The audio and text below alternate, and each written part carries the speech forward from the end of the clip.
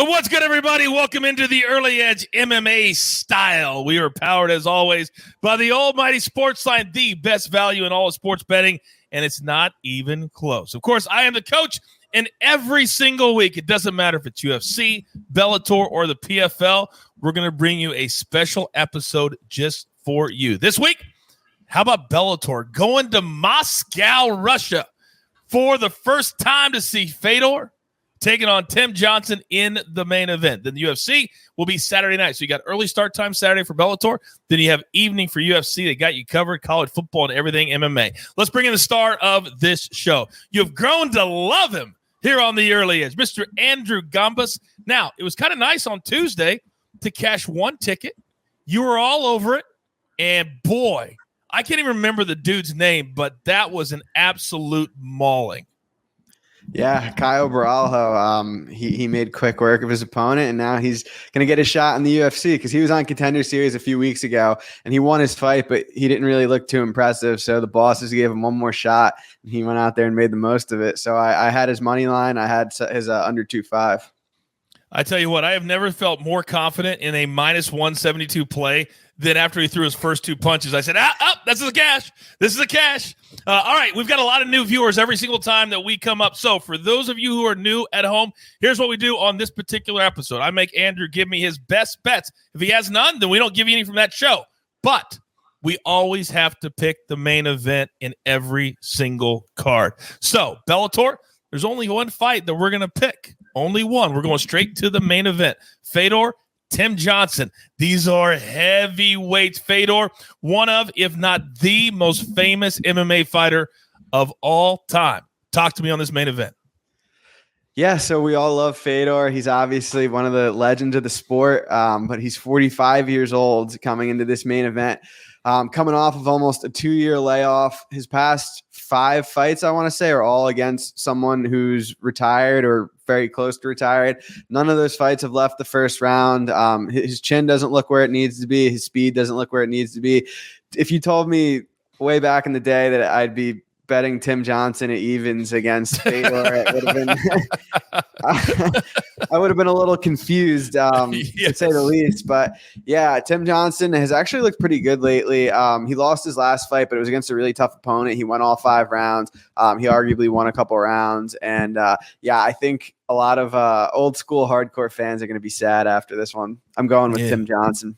Yeah, you're only laying 10 cents. I like that a lot. This is a perfect example of sometimes the public falls in love with a guy for just a little bit too long.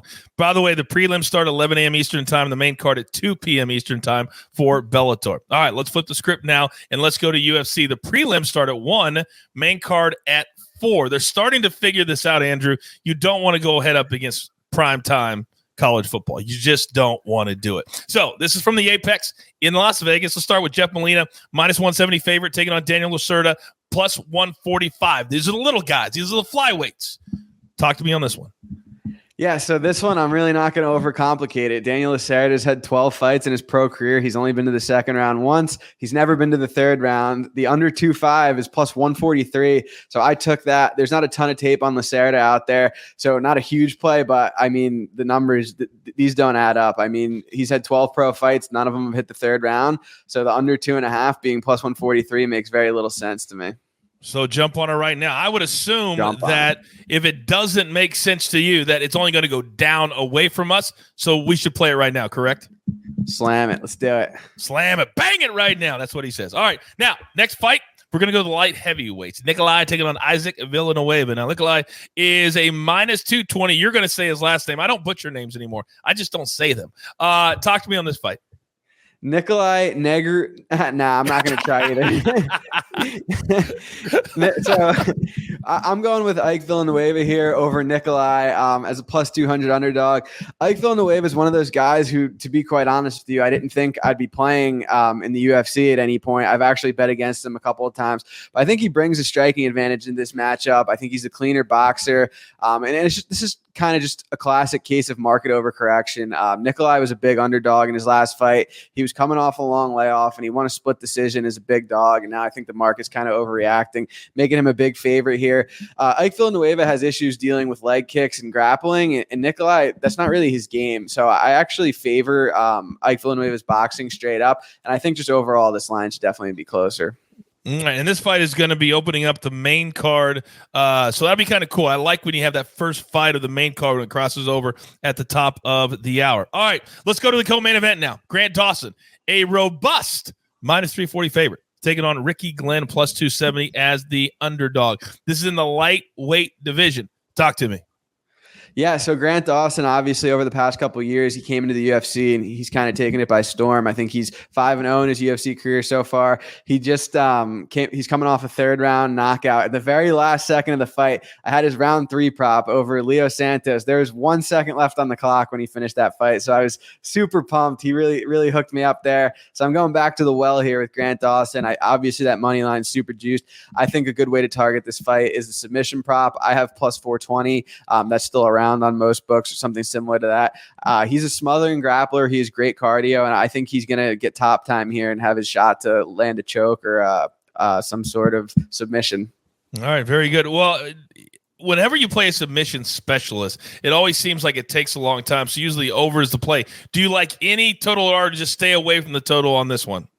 I'm staying away for the total on this one. I mean, I think it's possible if Dawson gets them down early, kind of while they're still dry, meaning because when fighters are dry, there's less of a chance of like submission slipping or there's less sweat. So I think if he gets him down early, he has a shot to finish it early. But it wouldn't be surprised me either if he could smother him with cardio and finish him late either. So I'm staying off the total. I'm sticking with Grant Dawson by submission.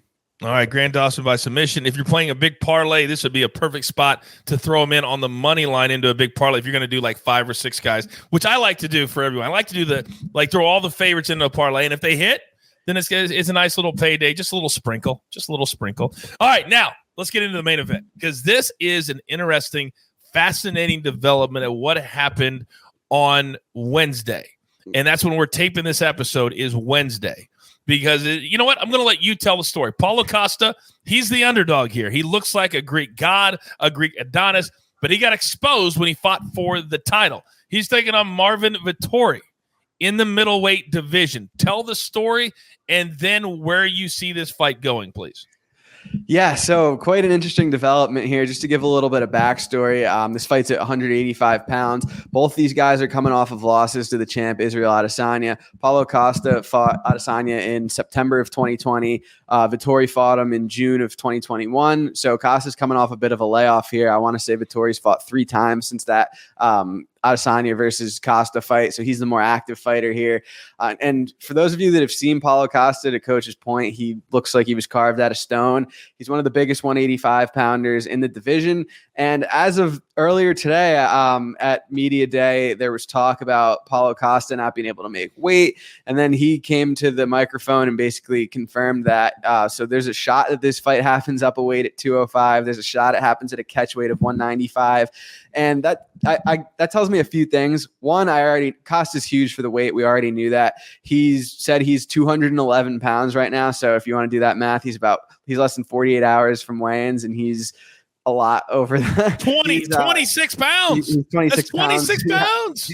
Yeah, he's 26 pounds over the limit right now. So I have a feeling we might see this fight take place at 195 or 205. Also, this tells me Costa's weight cut might not be going well. He might not have had the proper training leading up to this. Maybe an injury, maybe training conditions, but he said he'll let us know after the fight why that reason is. But it can't be anything good. I like Vettori in this fight before all this weight stuff happened. I think Costa's a stud on the feet in the first round or two, but I don't think 5 rounds favors him at all. I think the longer this fight goes, the better for Vettori, and I actually see him getting it done in the 4th or 5th round. I think if he can avoid that big shot early, I think Costa's going to tire out. If Vettori can mix in his wrestling, grappling, and I think I see him finishing this fight late.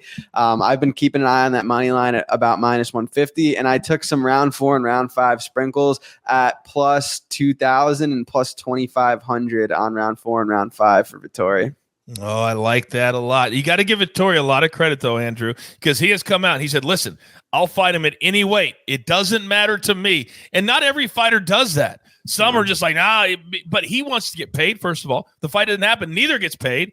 And he will take some of Paulo Costa's purse. There's no doubt about that. So it's smart for Vettori. He also wants another title shot. And he knows he needs a victory over a name. And Paulo Costa certainly is a name. So great description by you. And I'll give Vettori all the credit in the world that this fight will still happen. You never want the main event to go away a couple of days before the fight happens. All right, we are up against it. Grab your paper, grab your pencil. Here is the recap, courtesy of the jeweler. And it looks glorious. One fight from Bellator on Saturday morning. Tim Johnson over Fedor at Bellator 269. Then 4 different plays from UFC at the Apex. Vettori in the main event, Ike Villanueva, then the Lacerda and Molina under 2.5. Play it right now. Bang, bang, bang. And then Dawson wins by submission. Plus 420 is very, very tasty. All right, don't forget, every single week that there is a card, we have you covered. And don't forget, next week, the PFL World Championships. And I'm just guessing that my man Andrew will have some plays on that. By the way, I'll be doing the entire DraftKings pre-fight show. I'm hosting it. I said, I'm not going to be a part of it. I'm hosting the whole damn thing this particular night. So stay tuned for that. You've got your marching orders. Let's take all of these MMA tickets straight to the pay window. For my man Andrew Gombas, for the jeweler, who is the executive producer of our entire brand, I am the coach. Doesn't matter the sport, doesn't matter the day. We're here and we grind for you. Tell your friends about the Early Edge. Good luck.